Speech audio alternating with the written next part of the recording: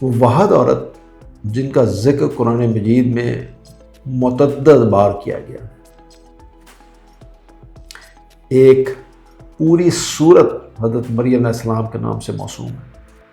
اللہ تعالیٰ نے ان کی پاکیزگی اور بندگی کی تعریف کی اور تصدیق کی۔ السلام علیکم، میرا نام ہے شاہد ایوب، آپ دیکھ رہے ہیں ریڈر ٹی وی۔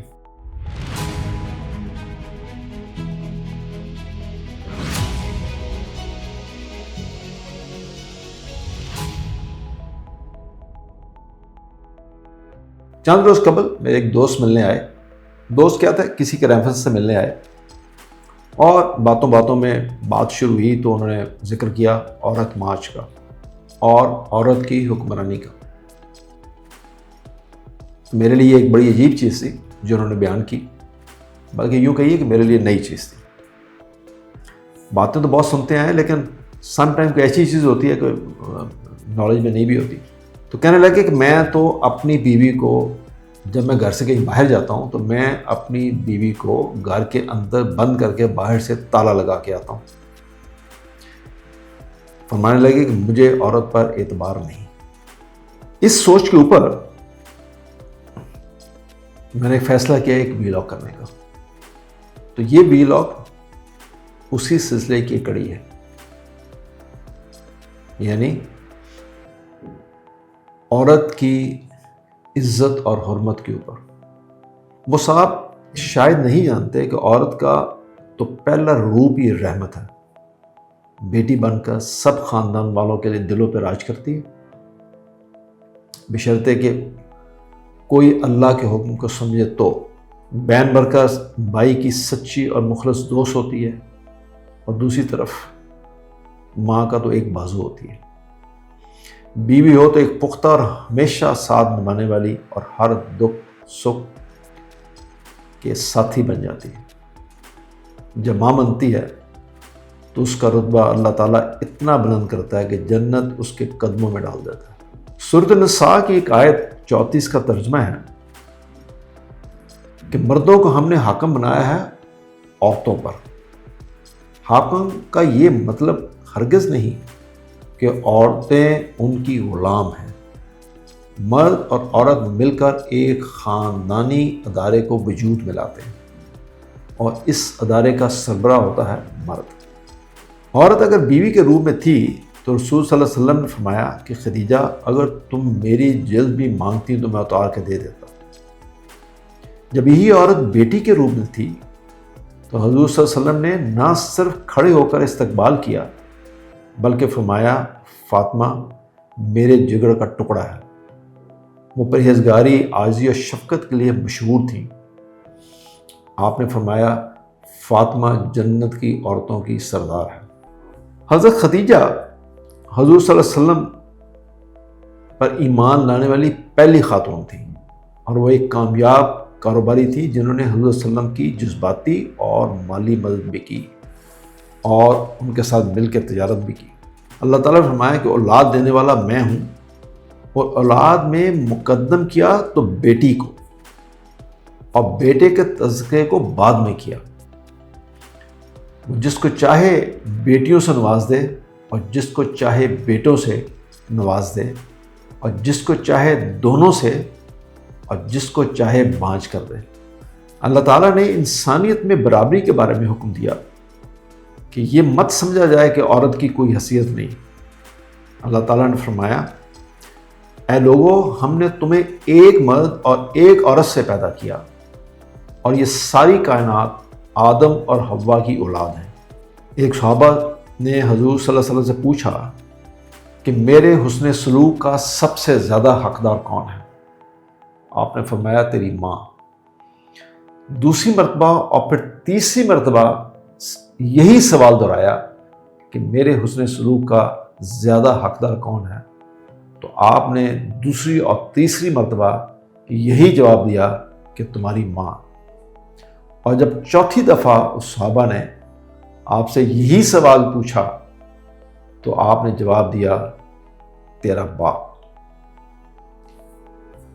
جب بی بی فاطمہ رضی اللہ تعالیٰ عنہ تشریف لاتی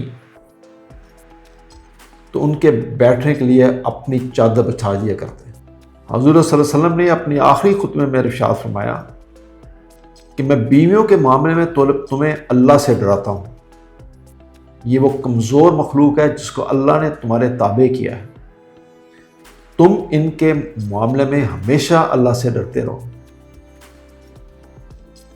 اسلام میں عورت بطور ماں، بیٹی، بہن، بیوی کے وراثت میں حصہ دار ہے۔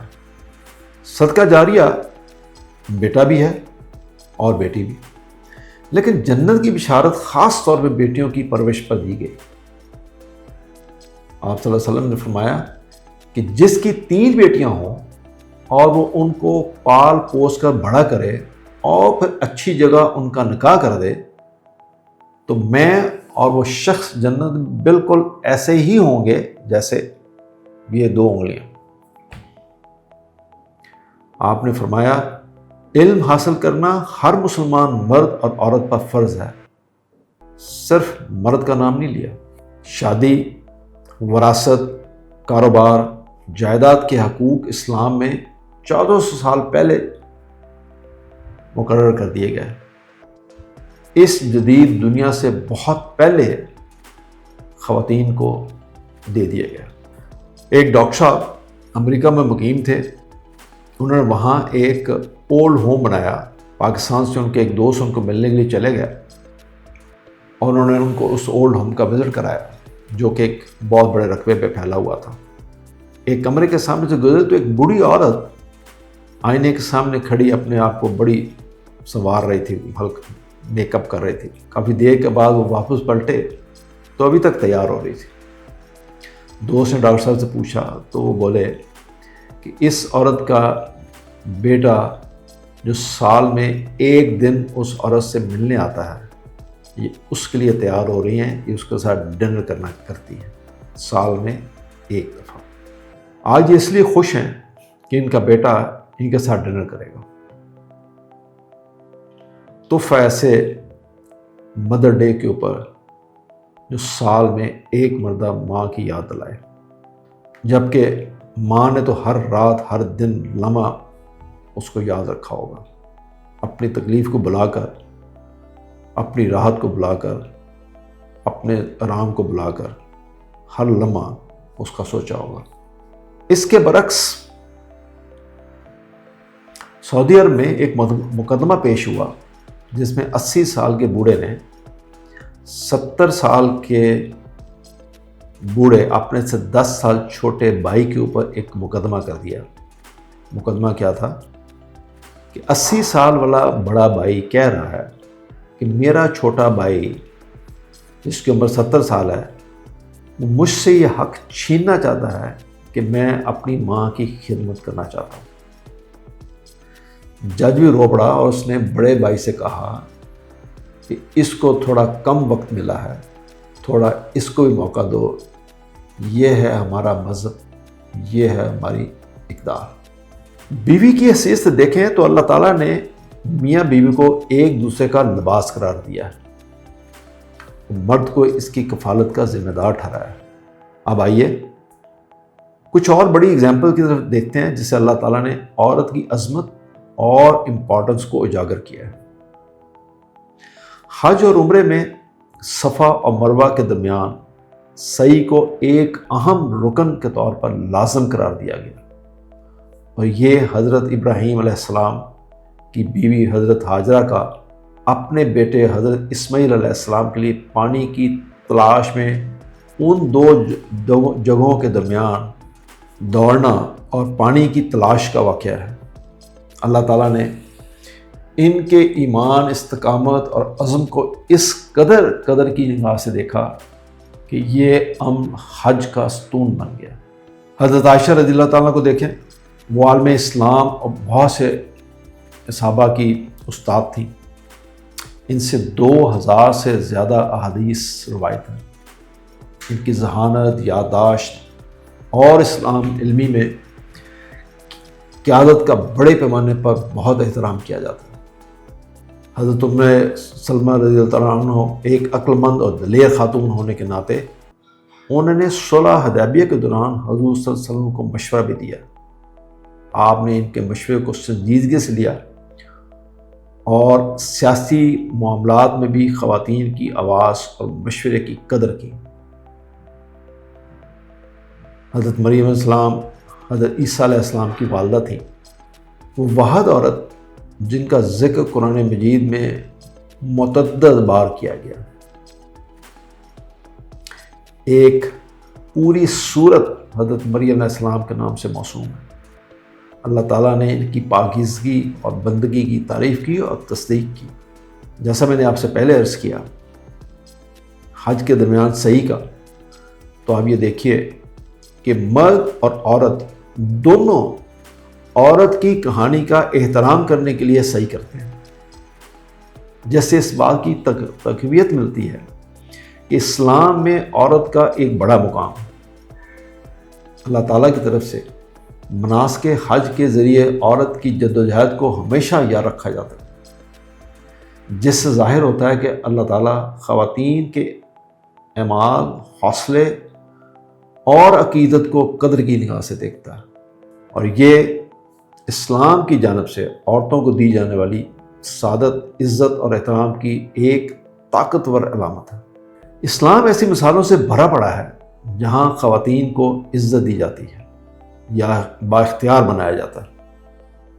اسلامی تاریخ اور تعلیمات خواتین کی اہمیت اور اعلیٰ مقام کی عکاسی کرتی ہیں۔ یہ سب بیان کرنے کا مقصد اپنے اس دوست کی سوچ میں مجھے افسوس ہوتا ہے کہ جو اس قدر گھٹیا اور نیچ سوچ کے حامل ہیں کہ جب وہ گھر سے باہر جائیں تو اس کو گھر میں بند کر کے باہر سے تالا لگا جائے۔ اس کے لیے اللہ تعالیٰ نے بڑے آسان راستے پیدا کیے۔ اگر آپ کی نظر میں آپ کا واسطہ کسی ایسے عورت سے پڑ گیا جس پہ آپ کو یقین ہے اور پکا یقین ہے اور آپ تصدیق کر سکتے ہیں کہ وہ کوئی ایسی غیر اخلاقی حرکت کرتی ہے، تو اس سے آپ کو نجات کے لیے بھی ایک بڑا احسن طریقہ آپ کو اللہ تعالیٰ نے دیا۔ آپ وہ راستہ اختیار کریں، اور آپ کو یہ کوئی حق نہیں پہنچتا کہ آپ کسی کو اس طرح قید کریں اور کسی بھی شخص زندہ روح کے اوپر اس طرح کے ظلم کریں۔ فیصلہ آپ کا ہے کہ آپ نے ان عظیم خواتین کے نقش قدم پر چلنا ہے، یا پھر میرا جسم میری مرضی۔ توجہ کے لیے شکریہ۔ مجھے امید ہے کہ آپ کو پسند آئے گا۔ پسند آئے تو سبسکرائب کیجئے، شیئر کیجئے، دوستوں کو فارورڈ کیجئے۔ اللہ حافظ۔